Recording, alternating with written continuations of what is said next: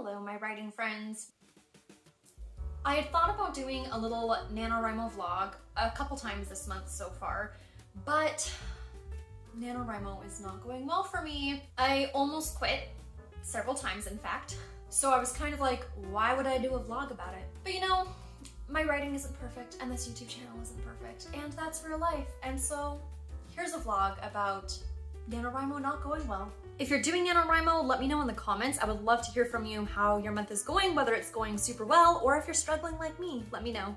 So usually in other years when I would sit down to write, the words would kind of just flow and come naturally, and I would kind of know, even if one scene didn't go smoothly, the next one probably would. And usually in a 20-minute sprint, I could get 700-800 words. But this year I found that an average 20-minute sprint for me got me about 300 words, and I found myself procrastinating a lot. Staring at my computer, watching YouTube videos, watching other NaNoWriMo vlogs, but not doing the actual writing. But overall, I am still proud of myself because I haven't given up. I'm still in it.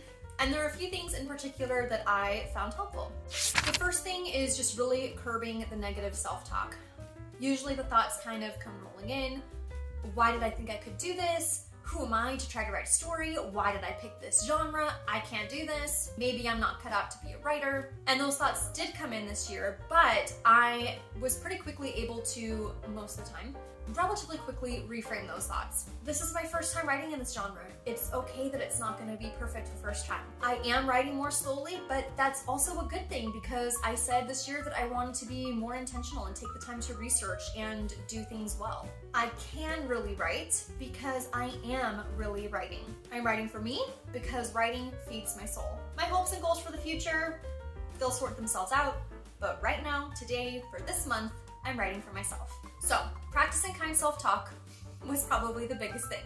Secondly, I found another YouTube channel that does live writing sprints, and that is Kitty Turner. I will link to her below. She goes live almost every day with Pomodoro sprints. Last week there was one day where I was literally about to give up. I just said, you know, it's just not working this year. I'm gonna be done.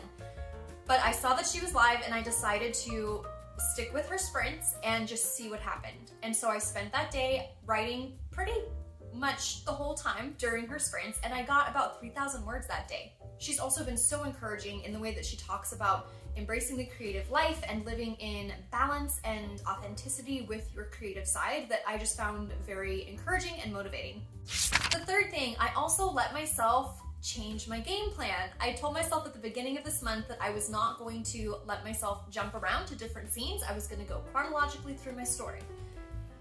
But then, what happens when you're stuck on a little part and you can't get past that little part, and then you just start feeling discouraged and you can't figure out how to get past that part? So I finally said, you know what, this plan, while well-intentioned, isn't serving me. So I jumped ahead and I wrote 1,000 words pretty quickly. And yes, it probably will be a little difficult later to try to go back and piece things together chronologically, but again, that's a problem for another day. Today I got words written.